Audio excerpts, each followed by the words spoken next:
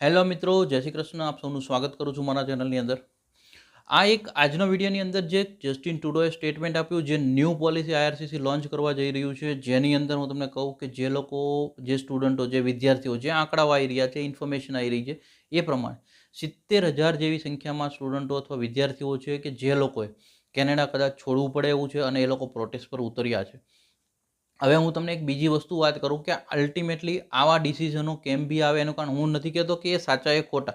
Obvious છે, જે દરેક વ્યક્તિ પોતપોતાની એક સમજ શક્તિ પ્રમાણે કરતું હોય એ એમને યોગ્ય લાગે એ પ્રમાણે જ કરતું હોય છે.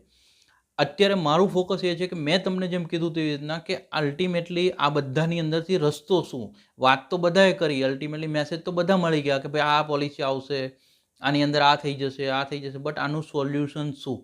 અલ્ટિમેટલી એના માટે જે મેં રિસર્ચ કર્યું છે એ પ્રમાણે હું તમારી સાથે આજે ડિટેલ શેર કરું, જેની અંદર સૌથી પહેલાં આપણે જ્યારે હું તમને કહું કે જસ્ટિન ટ્રુડોનું જે સ્ટેટમેન્ટ આવ્યું, જે આઈઆરસીસીની ન્યૂ પોલિસી આવી, એ પ્રમાણે જે લોકો સ્ટડી કર્યું છે, જે લોકોએ વર્ક કર્યું છે અને વર્ક પરમિટ એક્સટેન્ડ થવાનો અત્યારે ખતરો લાગી રહ્યો છે, એટલે કે પીઆરમાં નંબર્સ કટ થવાની શક્યતા દેખાઈ રહી છે, એ લોકોની આપણે વાત કરીએ કે આજે મેં એક કેલ્ક્યુલેશન કર્યું એ પ્રમાણે એ લોકોનો એક પોઝિટિવ પોઈન્ટ કહું છું કે ચલો માનો કે એમને એક્સટેન્શન આપી દીધું, કદાચ એ પ્રોટેસ્ટ કરે છે, એમની સામે ગવર્મેન્ટ, જેમ મેનિટોબા ગવર્મેન્ટે 60,000 લોકોને જે સપોર્ટ કર્યો હતો, એવી જ રીતના કદાચ અત્યારના જે વિદ્યાર્થીઓ છે એમને સપોર્ટ મળે. આપણે તો એ જ આશા રાખીએ છીએ કે કદાચ એમને બી સારો સપોર્ટ મળે અને બધા લોકોને સેટલમેન્ટ માટે જે ઓપ્શન છે સેટલ થવાના પીઆરના એ મળે. બટ સમહાઉ ના મળ્યો તો શું, તો કે ભાઈ પેનિક કરી અને વધારે પડતું હેડેક લેવું યા તો ડિપ્રેસ થવું, એ બધું કરવાથી શું તમારા પેરેન્ટ્સ અહીંયા જે છે ખુશ થવાના છે? તો કે ના, નથી થવાના. અલ્ટિમેટલી મેં તમને કીધું એવી રીતના ઘણી વખતે લાઈફ જે છે ને એ ઘણી વખતે ઝટકા આપે, બટ ડરવું નહીં કોઈ દિવસ. રસ્તો હોય જ છે. હવે હું તમને આજે રસ્તો સોલ્વ કરતા શીખવાડું. એક એક્ઝામ્પલ, જેણે કેનેડાનું જે સ્ટડી છે, 2 વર્ષનું સ્ટડી પૂરું કર્યું, 3 વર્ષની માનો કે એક એક્ઝામ્પલ વર્ક પરમિટ પૂરી કરી છે, હું ગણું 2 જ વર્ષની વર્ક પરમિટ પૂરી કરી છે, અને સમહાવ ગવર્મેન્ટ તરફથી કોઈ રિઝલ્ટ નથી આવતું ને એમણે કેનેડા લીવ કરવું પડ્યું, તો શું થવાનું છે? કદાચ વર્ષ કે 2 વર્ષ ઇન્ડિયામાં રહેશે અથવા એમની હોમ કન્ટ્રીમાં રહેશે, એ જ તે સીસી ક્લાસની ફાઇલ તો તમે તો બી પુટ ઓન કરી શકો, કેનેડિયન એક્સપિરિયન્સ ક્લાસ.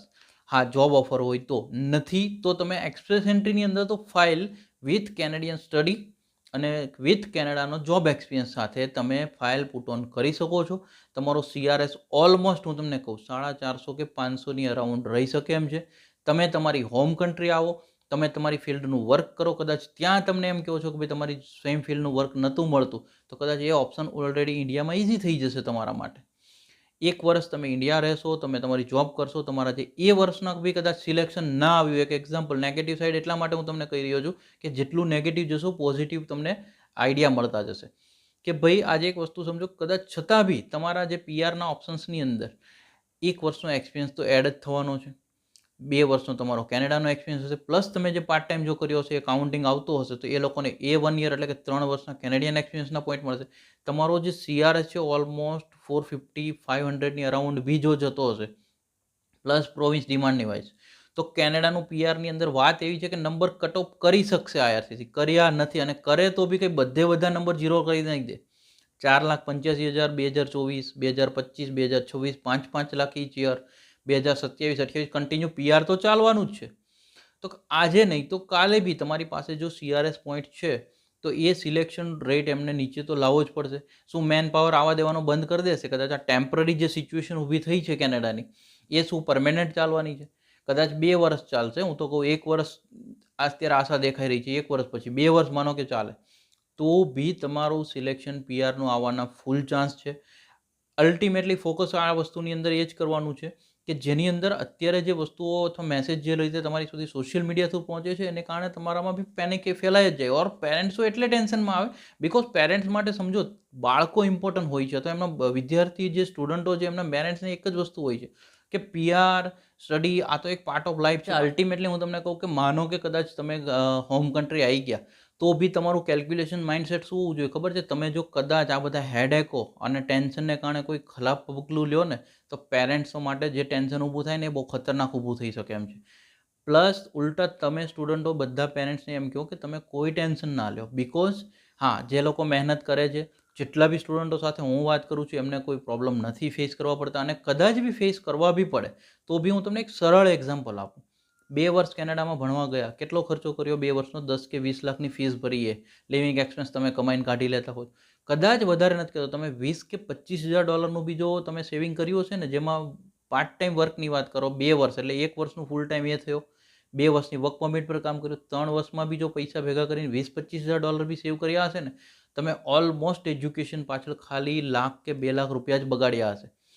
તમે એક પ્રેક્ટિકલ વસ્તુ વિચારો, તમે તમારી હોમ કન્ટ્રી પહેલા ધોરણથી લઈ, નર્સરી કેજીથી લઈ અથવા પહેલા ધોરણથી સ્ટાર્ટ કરો, 12મા ધોરણ સુધી ભણ્યા, કોઈ કોલેજ સુધી ભણ્યા, તો શું જરૂરી છે કે તમે જે એક ખર્ચો કર્યો છે એ બધો તમે ભારતમાંથી જ્યારે જોબ કરવા જાઓ તો 5 વર્ષમાં કાઢી લ્યો છો? પ્રેક્ટિકલ નથી જ તે વાત આ વસ્તુ.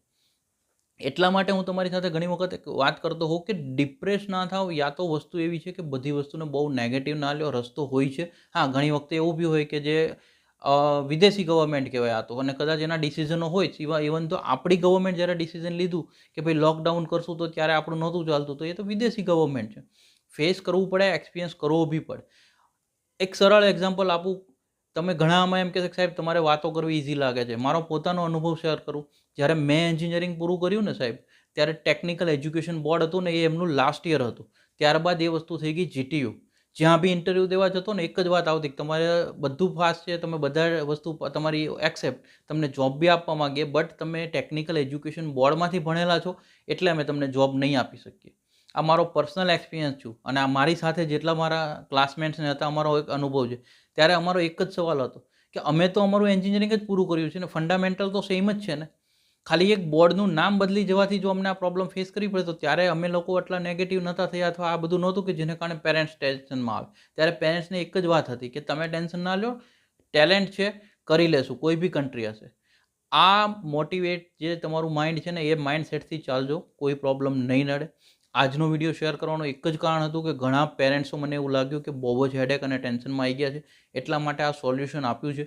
હા, વિદ્યાર્થીઓને બી માઇન્ડ સેટ બદલવાની જરૂર પડશે.